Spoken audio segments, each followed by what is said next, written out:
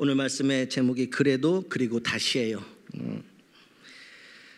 이 세상을 사는 모든 사람들은 나그네와 같이 외로운 인생길을 살아갑니다. 우리는 행복을 추구하지만 막상 살아보면 외로운 것들이 더 많아요. 그런데 이 외로운 인생길에 우리의 곁을 떠나지 않고 언제나 우리와 동행하시는 분이 계십니다.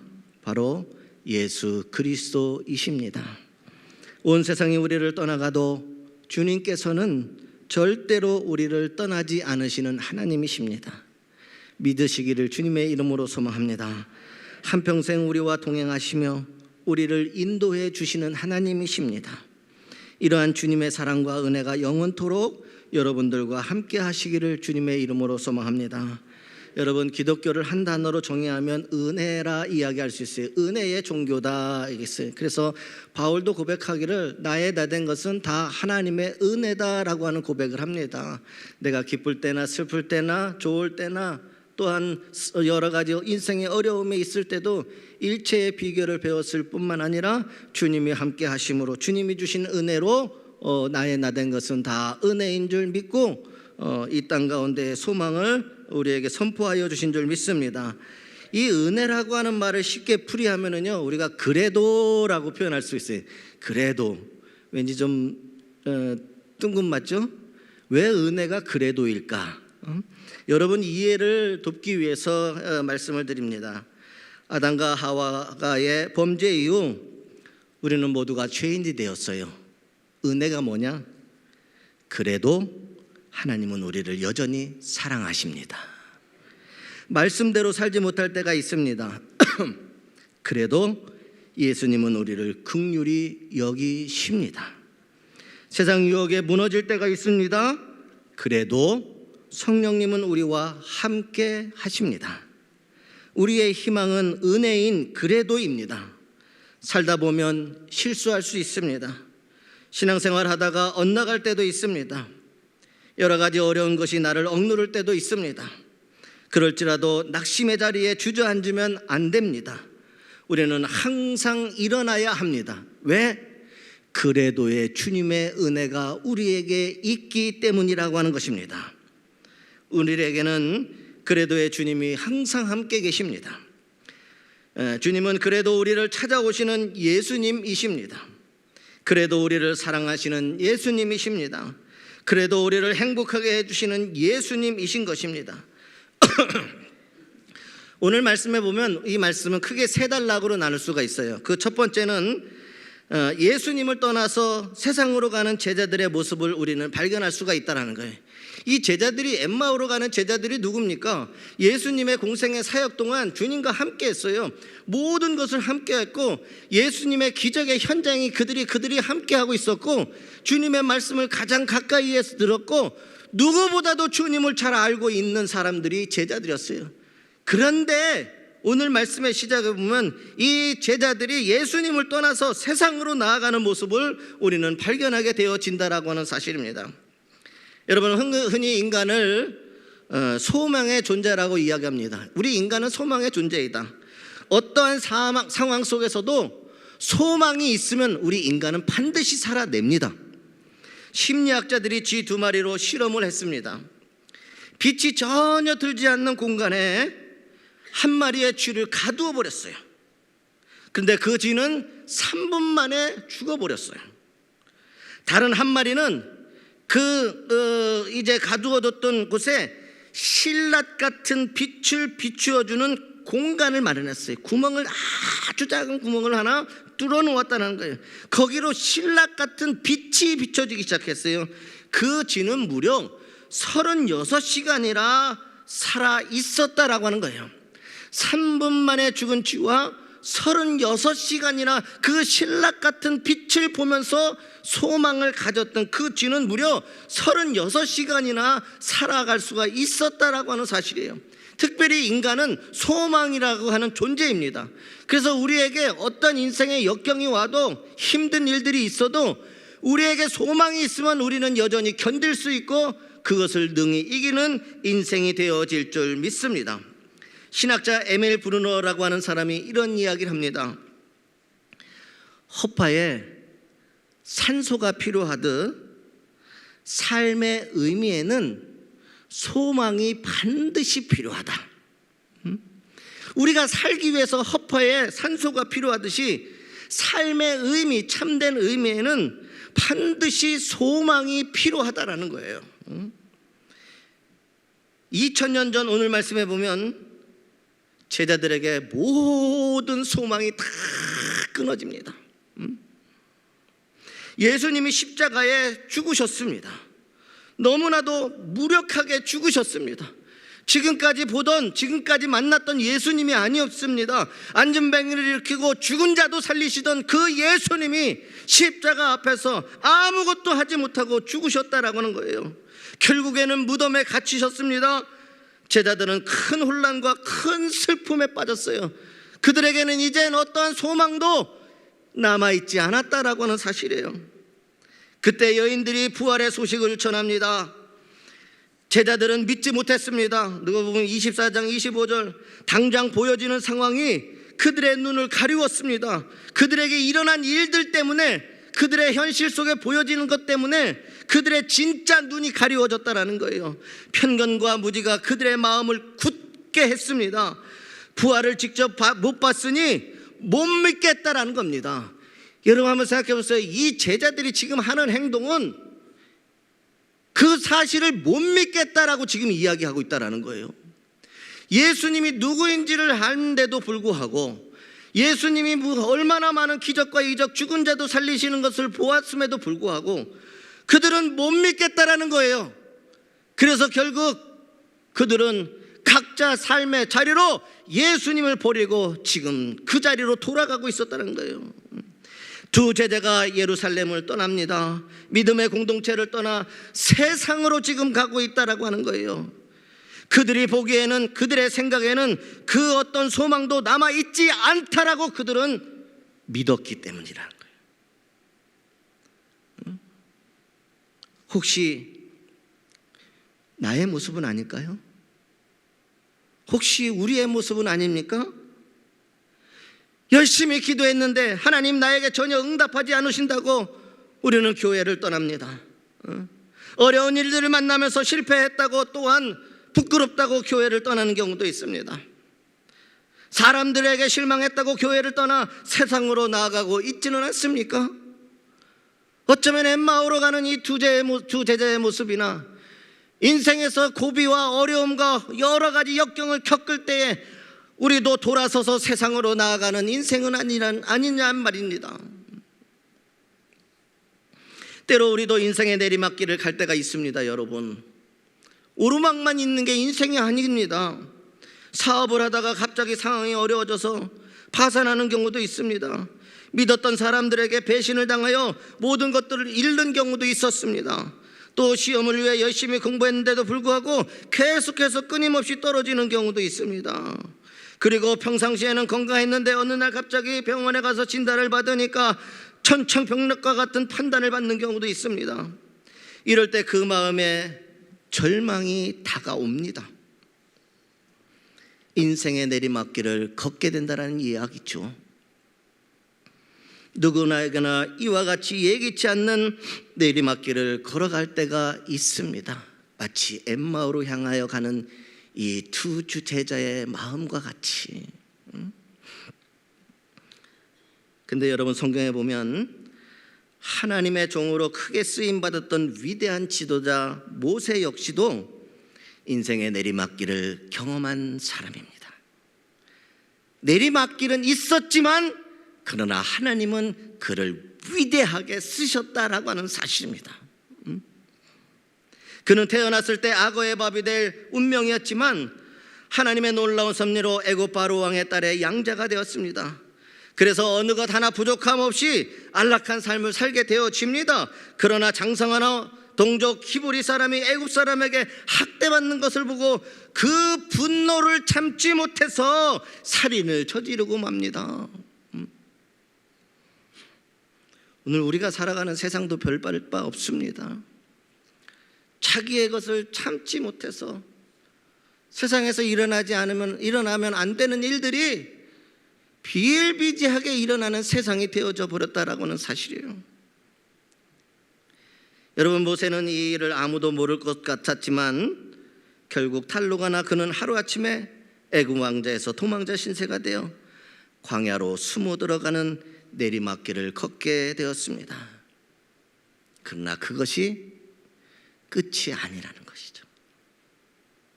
내리막길은 갈 수가 있다라는 겁니다. 그러나 거기가 내 인생의 마지막 자리가 아니라는 겁니다.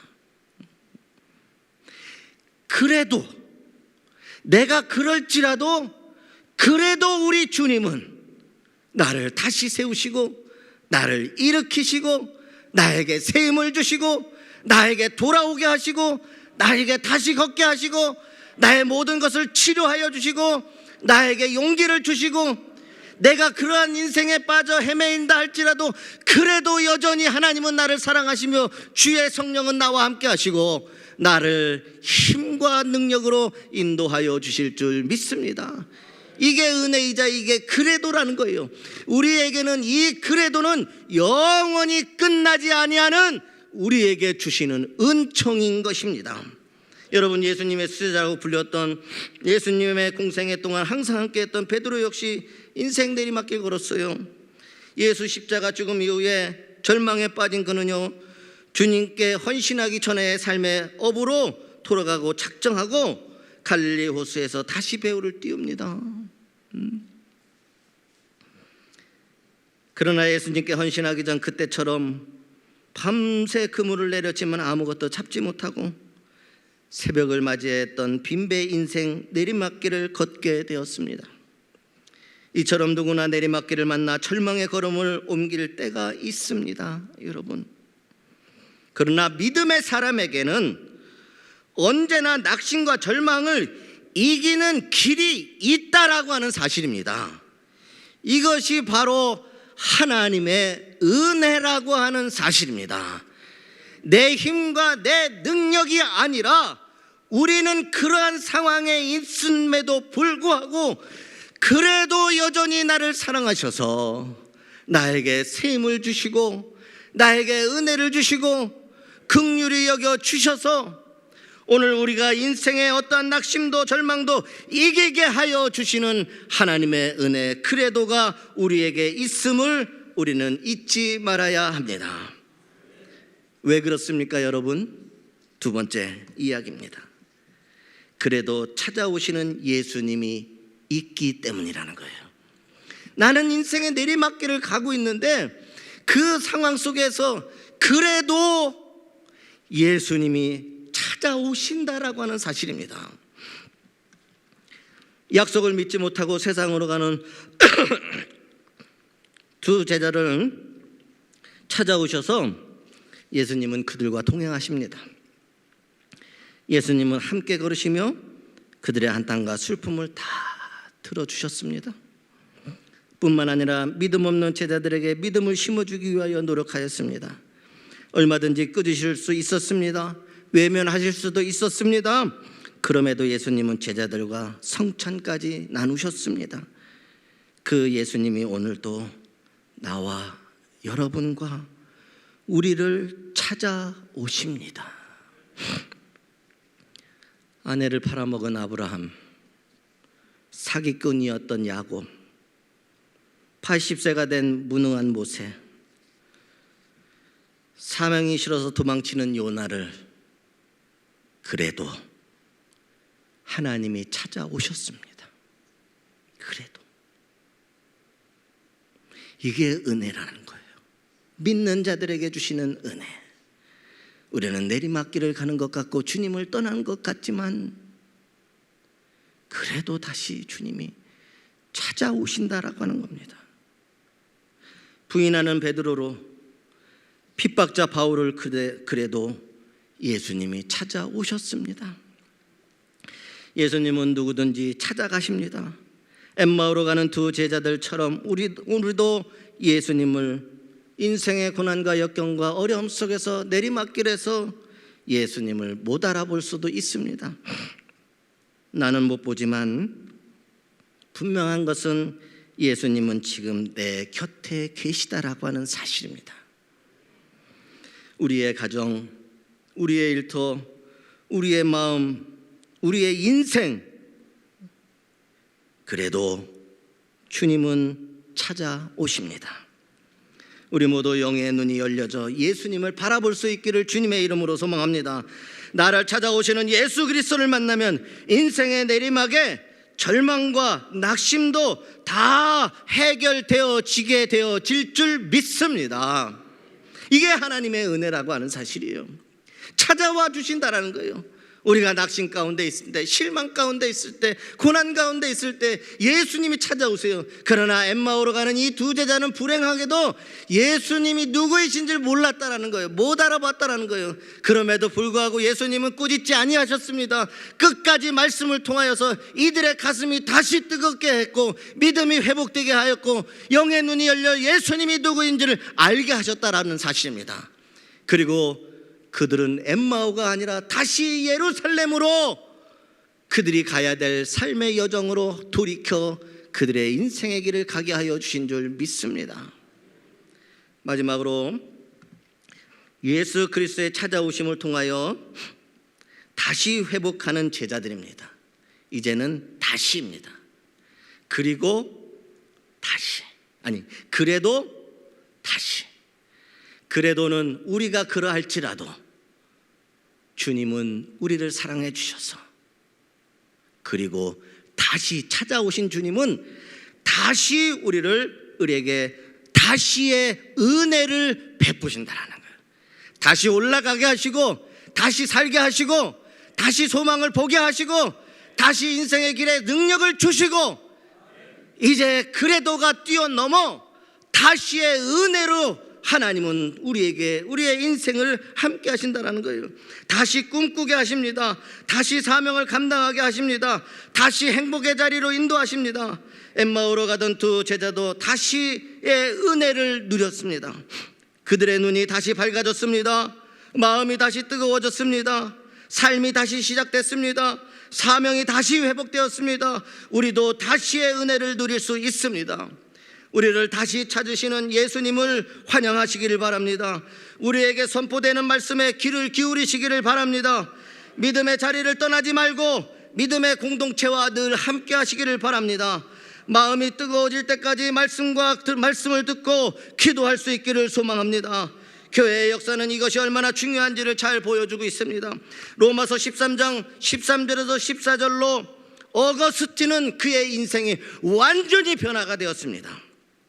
마태복음 19장 21절에 이를 통하여서 성 프란시스코를 일평생 가난한 자를 위해 살게 하셨습니다. 갈라디아서를 읽고 마음이 뜨거워진 루터는 종교개혁에 앞장서는 사람이 되어졌습니다. 주님이 말씀을 풀어주시면 우리의 영혼에 가슴이 뜨거워지게 되어질 줄 믿습니다. 하나님의 말씀이 들려지기를 주님의 이름으로 소망합니다. 다시 은혜를 베풀어 주시는 하나님의 음성이 들려지기를 소망합니다. 다시 그 은혜가 나에게 있다라고 하는 사실을 믿음으로 받아들이시기를 주님의 이름으로 소망합니다. 이 세상 사는 길은 엠마오 같은 길입니다. 살다 보면 우리는 자꾸 세상으로 내려가려 합니다. 내 의지와 상관없이 예수님으로부터 멀어질 때가 있습니다.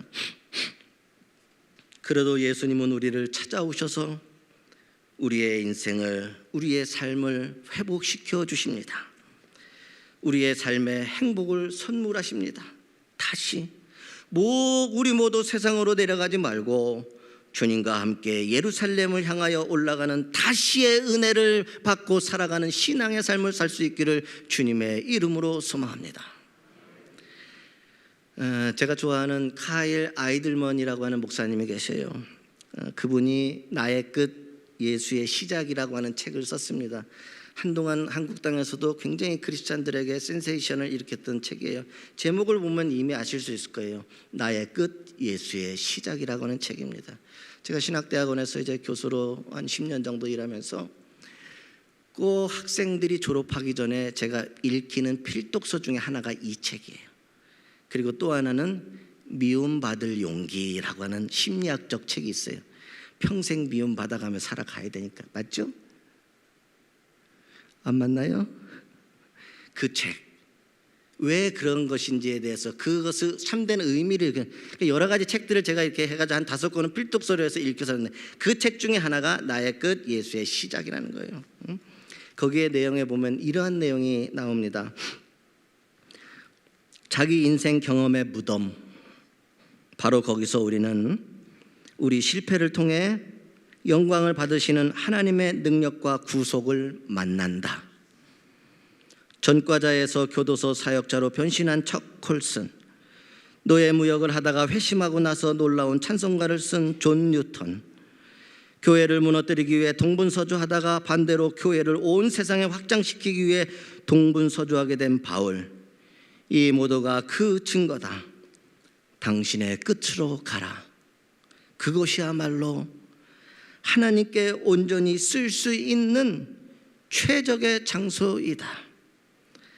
하나님의 강점은 우리의 약점을 통해 가장 환하게 빛난다. 그 책에서는 그렇게 얘기했어요. 내가 끝난 것 같지만 하나님은 시작하신다라는 거예요. 내가 아니라 하나님이 하신다라는 거예요. 그리스도인들에게 주시는 가장 큰 은혜가 그런 거예요. 인생의 여정을 가던 엠마오로 가던 이 두제와 같은 그 마음, 소망이 없어질 때 베드로와 같이 다시 예수님을 버리고 고향으로 돌아가 어부의 생활로 삶을 이어가려고 했던 것처럼 우리도 인생의 여러 가지 고비고비마다 정말 예수님이 아니라 세상을 향해 나아가는 경우가 얼마나 많은지 몰라요.